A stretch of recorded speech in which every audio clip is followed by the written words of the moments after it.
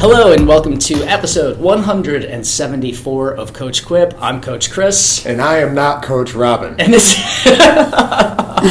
is not Coach Robyn. Today we have a special guest. We're doing a community Quip episode with Tim.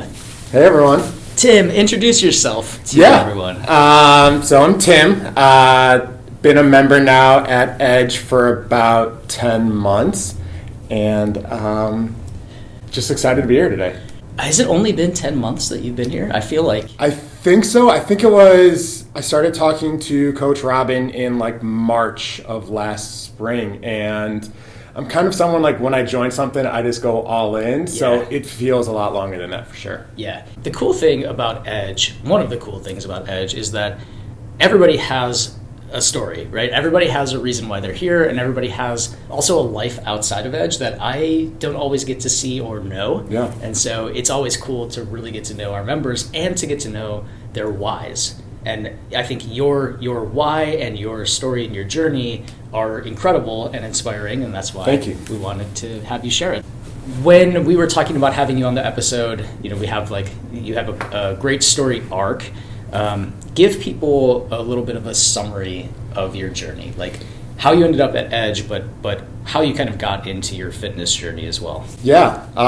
So I grew up an athlete, was a swimmer for most of my life, all the way through college, and then had the opportunity to get into coaching as well, and really enjoyed it, but kind of made that shift where I kind of put the athletic part of me aside and really went all in on the coaching side of it.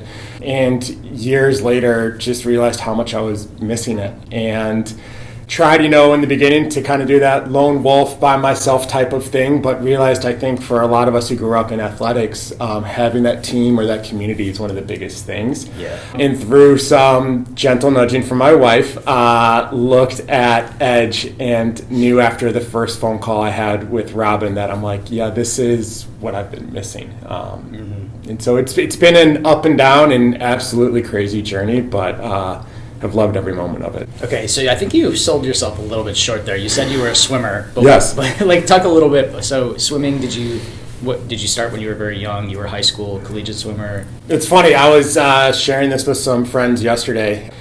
It was one of those things. I did not come from a family of swimmers, which I feel like a lot of swimmers do. It was one of those things that in the summer when I was little, did swim lessons and kind of went through all the programs really quickly, and my mom's looking at me as I don't want to get out of the pool, and she's like, well, what do I do with this now? And found out there was a local club team, and I did a lot of different sports growing up, but always came back to swimming as that love I had. And so stuck with it, ended up getting a scholarship to swim Division I and got to swim, against some of the best in the world around the country and everything, and was just really, really fortunate to be able to have kind of that passion for most of my life. So that's amazing. If anybody was at the Edge games and saw Tim on the ski erg, then you also know that Tim was a swimmer. But your events were what? Your favorite strokes? So I was distance freestyle and butterfly. So I tell my parents all the time they got their money's worth with my swimming. I was not in those races that were like done in 20 seconds. It was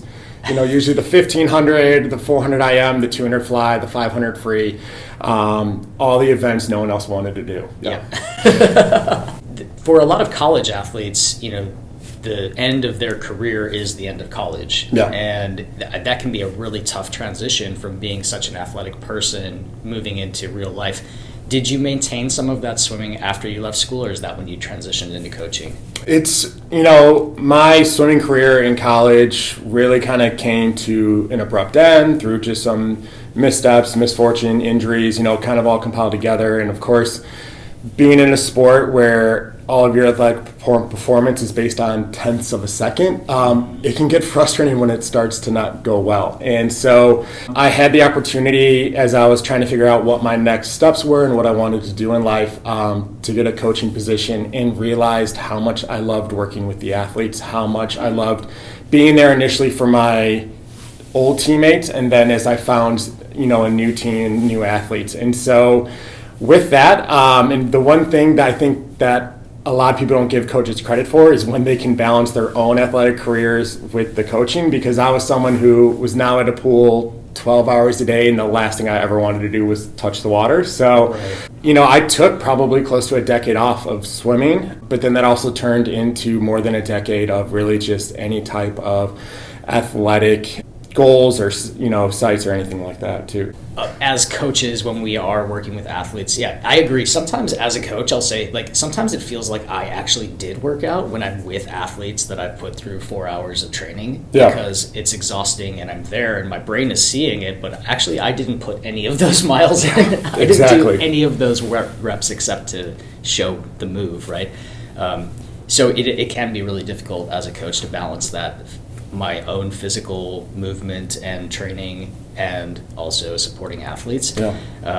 So it sounds like there wasn't great balance for you. No, and that was one of the hardest things. And so because I didn't have that outlet of swimming or anything athletic, I turned more towards eating, the stress and everything else.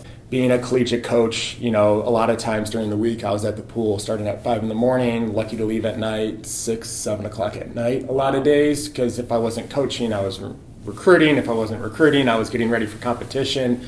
And as much as you're exhausted and you do everything during the day, again, I wasn't really doing a lot of physical activity. And so the stress and everything started to mount, and I was in a career at that point for about 15 years and realized, I think like a lot of people coming out of the pandemic, if I didn't do something drastic, I was going to have some serious issues down the road. And so it's when I made the choice to kind of put myself first, and so decided to step away from coaching and start kind of looking at some things. So you had to make a full break from coaching to remove yourself from that situation. Yeah, I don't recommend people waiting until you get to that point, but it had to come, and it was one of the hardest things I did. But I think everyone who was close to me in my life was happy that I did at that point too. So I was 412 pounds, diagnosed type 2 diabetic, high blood pressure. Yeah, because we can't take care of other people if we're not taking care of ourselves. And for you, it wasn't just the stress. It was actually manifesting physically for you. Oh, yeah. Yeah, I was at a stage where, as a coach, you're talking about well-being, the best for your athletes all day long, yet I was living the complete opposite during that time. So there was also a lot of imposter syndrome that started to come from it as well. Yeah. Was there a defining moment where, in that coaching career, where you were like, okay, I cannot do another season, or I can't do another week of practice. I have to put myself first? Craziest thing, it was actually my last season as a coach. I was at our championship. I was sitting on the benches on the pool deck. My athletes are winning awards. We're all there and everything else. And I had a moment to myself, and it was right then and there. I'm like, yep, I'm done. Came back from the trip, and 2 days later, told everyone, hey, I'm stepping down. I need to take care of myself. I need to do what I need to do. I think it came to a shock to some, but again, I think to the people who knew me the most were like, this has kind of been coming for a while now. Yeah, so the stress, the eating, the not moving, right? What happened to your health? Oof. So that was the really interesting thing, because I think for a lot of things where we know we have to change or we have to do something, a lot of times it's the last thing we actually want to do or change, or those kind of things. And so I started making some small changes, got a new career that gave me more time balance, those kind of things with it, but still wasn't taking the big enough steps to really kind of see change until it was October of 2023, where because of an accident I had, I really kind of had to face everything and make the changes right then and there. So and when we're talking about this, we're talking about health transformation. Yeah. Right? So what was, when you were making that change and you were like, okay, I have to get started on this, what was the status of your health?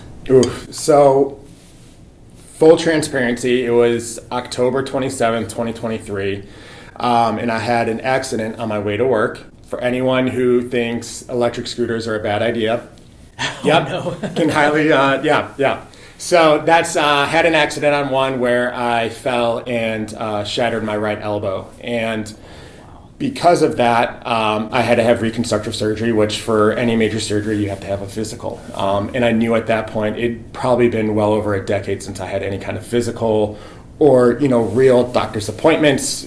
Throughout my coaching career, it was always one of those things. If I got sick and injured, there's always an athletic trainer nearby so I can put a Band-Aid on it. And that's where I kind of knew figuratively, everything I kind of had been throwing into, my closet and that kind of stuff, the door was going to come wide open and fall on me. And so at that point, the week after the accident, I had to get my physical and those kind of things. And all my fears and everything I'd been kind of dreading started to come true. So at that point, I was 412 pounds, diagnosed type 2 diabetic, high blood pressure, and that was really kind of the peak of it, but knowing that there were so many other things that were trickle effects because of those big things with that, and knew that not only was I going to have to, take care of myself to have the surgery, but as a 36-year-old at the time, 37-year-old, I had to make some drastic changes if I wanted to continue to have the life that I was setting out to have myself have.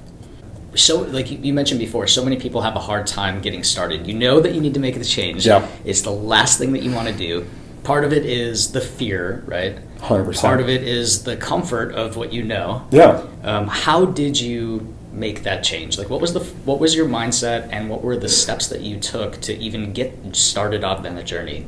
Yeah, I think it is one of those things where you know what you have to do, but because it's what you have to do, you dread it. And so it was at this point where I knew this is not what I wanted.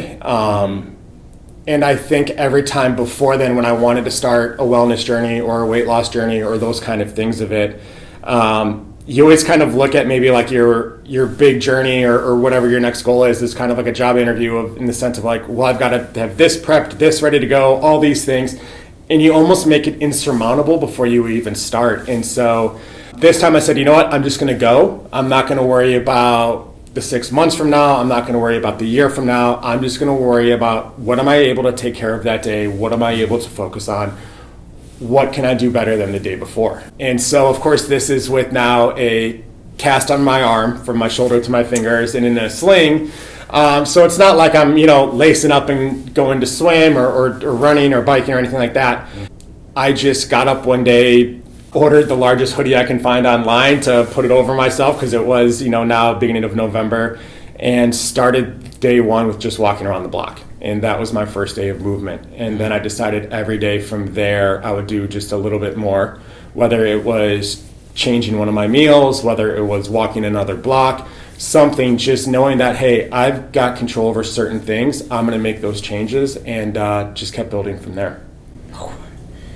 That's amazing. So many good nuggets in there. I mean, you had the long-term goal of weight loss and of health transformation, so to speak. And then, you were able to pull back and say, that's just too overwhelming.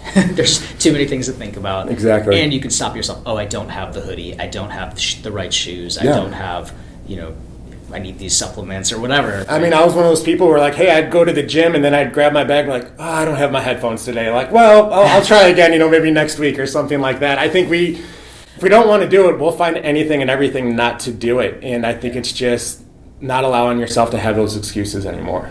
Yeah. So you were able to do a little bit more every day, try to change it up every day. How did you stay motivated through that process?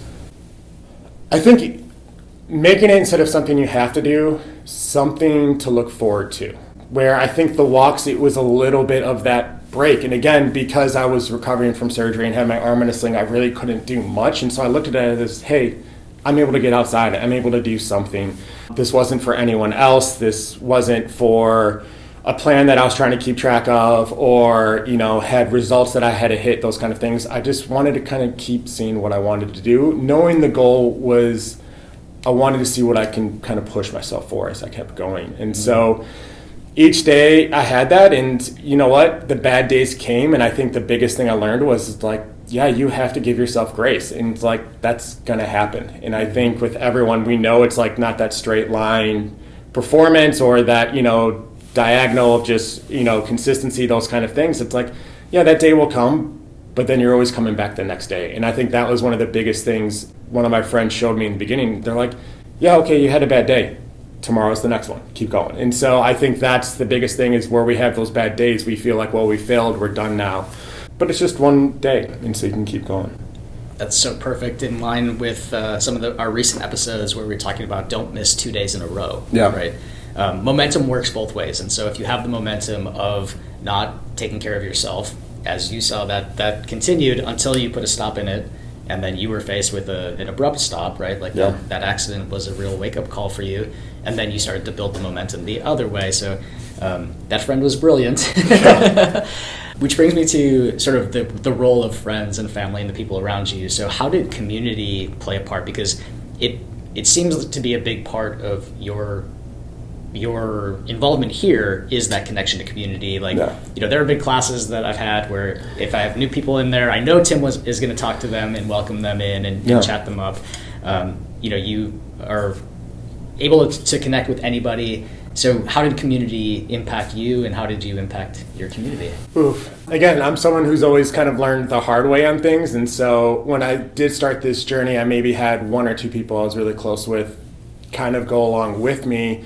But there was still some of that, I think, embarrassment or shame or fear of being judged that I was really kind of, holding on to. And understanding that you have to do this for yourself. And so whether you think people are judging you, which a lot of times they're not, because we think people think about us way more than they actually do, you just have to go out and do it. And so, there was that point in the journey where I decided to start going to a gym again. And that's, I know for a lot of people, including myself, one of the biggest fears. Or when I decided to get back into the pool for the first time in years, a lot of self-doubt. I think swimming for me, getting back into it, was one of the hardest things because I kept comparing it to what it was and allowing myself to kind of feel those type of things.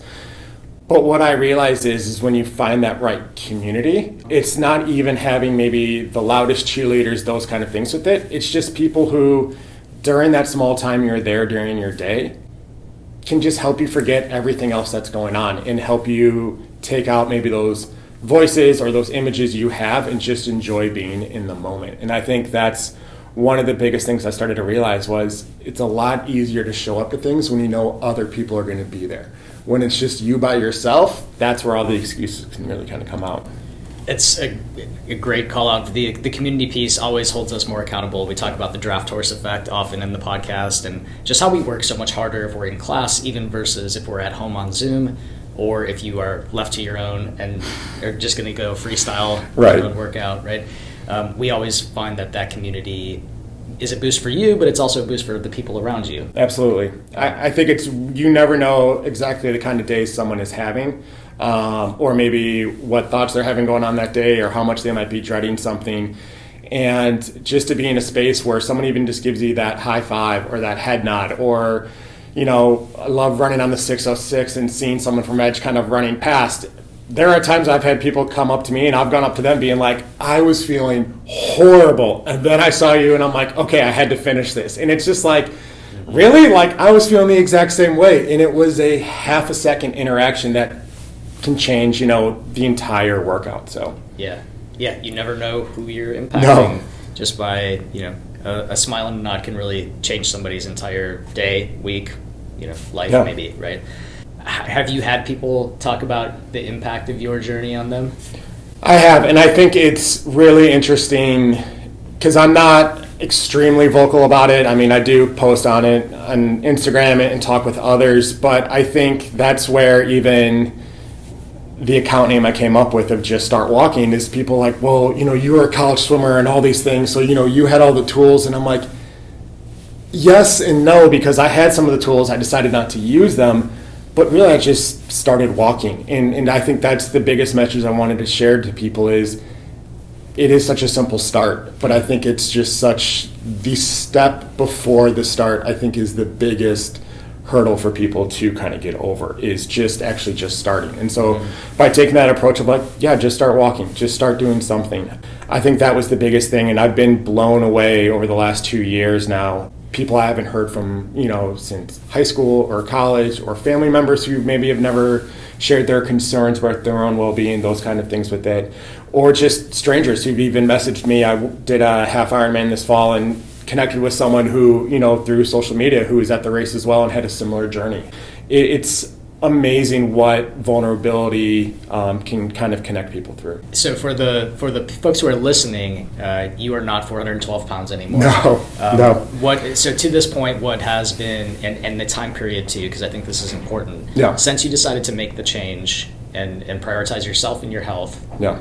What have you seen? So I am now down from October 2023 until now. I'm down 175 pounds. So 237 for those who are trying to figure out the math. But I've also reversed my type 2 diabetes. So I still track everything, but no longer on any medication, as well as any type of high blood pressure, worries for heart disease, those kind of things with it. And those were some of my bigger goals that I had as I continued on through the journey, was removing myself from any of those kind of needs and that kind of stuff. I've also have really found my passion for, my athletic career again. I am doing triathlons now, and I think my wife, after the first one, realized, she's like, oh, this is something you're going to be doing from here on out. And I was like, yeah, this is something I really enjoy. But I think the biggest thing I enjoy about it is the training side of it, the community side of it, seeing what I can push myself to do, what I'm capable of, but also truly just enjoying those moments where, as hard or as tough as they may be, I know I'm like, this is bettering myself, whether it's mentally that day or physically, or just, I think, that grittiness of what I'm able to accomplish with whatever I'm feeling or whatever I have going on. I've really just kind of taken that excitement and moved it along. So it's been a crazy 2 years. Yeah, that's outrageous. Congratulations. Thank you. It is super inspiring. I love that you have now moved into triathlon. It's a great individual sport, but also team sport. Yeah. And great community. And you've been active in running, and you're back in the pool, obviously. Mm-hmm. So yeah, we have a great resource on our Tri Club here for folks. And coaching, are you back to coaching now? A little bit. I'm very much, I don't know if I'll ever get back into the full coaching side of it, but it's weird kind of being the, unicorn in triathlons, where I'm like the one person who absolutely loves swimming. That's weird. Yes, I have gotten that from a lot of people. And so, as much as people have supported me through my process, and when I started to have some of those fears or, challenges getting into the sport that kind of way with it, I want to be able to give that back as well. Mm-hmm. Knowing that there is a fear for water, especially open water, for a lot of people. And so want to be able to just, even if it's just going with them and swimming side by side with them, or just being there as kind of that, safety or those kind of things of it. I love seeing people kind of fall in love with that side of it, especially the open water swimming side of it, because I know that's a big fear for a lot of people. But to me, there's nothing better than just being out there and going. And so I think the coach in me will never fully retire. It'll always find ways to come out. You did bring a piece of garment with you here to show, just to kind of... So it's one of the things that I've held on to when I talked about starting my journey and being in the giant cast and sling and everything. Not only did I have to find something to wear in November that would keep me warm on my walks, but that could also help with my sling and everything. So I brought in this, now that's blocking me, hoodie. And so this was the original hoodie just over 2 years ago that started everything. It is a 5XL tall. Wait, I'm going to move out of the way. I want you to show for this. Yeah. Two Tims could fit in there at least. But I keep it now in my closet next to all my tri gear. And I think it's just always that reminder as I go in and pull everything of where it all started. And I think, yes, it may be corny, but I think with anyone who's starting these kind of journeys or just trying to figure out what to do, give yourself something to look forward to. As we talked a lot about in this podcast, very much about dreading doing something or knowing you have to, find ways to switch in something of looking forward to it or something you get to do. And you'll start to realize how much easier I think it is as you go. I'm very much about trying to improve and make the best version of myself. And so a lot of what I'm doing is really kind of looking at that, saying, how is this helping me get there? Whether it's the physical training, mental well-being, highly recommend anyone going through a large transformation, therapy or finding, that outlet, as your mental health is a big, big part of it. All right, final words of advice for our audience about about sticking with their journey, about getting started on their journey, or any wisdom you want to impart? Just start it if you haven't. It's going to look way different than you expect it to. It might not look in a way that other people are going to understand, and that's okay. If you see people on their journey, give them that half-second affirmation, or just tell them to keep going or do those things, because you never know what someone else is going through during that day, and that can make the difference in the world. Where can people follow you, Tim? So I try to post as much as I can, which it hasn't been a lot lately, but I am going to do a lot more on my Instagram page, Just Start Walking.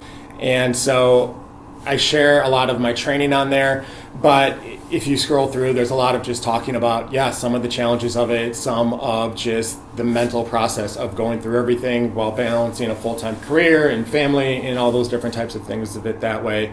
I am gearing up for the next triathlon season, so actually this week I'll start to post some more new things, but if you start to follow it and you've got questions, please always reach out. Feel free to DM me or comment or those kind of things, as I'm always here as an open book to talk about anything. That's super generous. Thank you for offering that up. Yeah. And you mentioned tries, so what do you have on the season this year? What's on the calendar? So the two big ones, I'm going to be doing Rockford in June. They got me with the advertising of, hey, we're coming to Chicago, and then, Rockford. So that'll be coming up in June, and then I'm also going to be doing the one in Michigan, up in Frankfort, Michigan, in September, but doing some smaller local ones, also looking at possibly doing a half marathon, because I figured maybe I should do a run race before I do another half marathon as a part of a triathlon and just see what it's like as its own, as now I've got Coach Robyn in my head about me never being a runner and her just laughing at me. So, I'm now signing up for run races. Thanks, Robyn. Appreciate it. Well, thanks so much for joining us, Tim. Thank you. This is amazing. We love having you around, love having you in this space, love all the great energy that you bring and your incredible story. So thanks for being vulnerable and sharing it with everybody. Thanks, Chris. All right, we'll catch you next time. If you see Tim around, say hey. Thanks for listening to Coach Quip, original music performed by Mend. Follow us online on Instagram, Facebook, and Twitter at Edge Athlete Lounge. Our podcast lives in the blog section of our website. Don't forget to subscribe, rate, and review this podcast, and you can check out the show notes for additional ways to contact us. Ready, set, onward we go.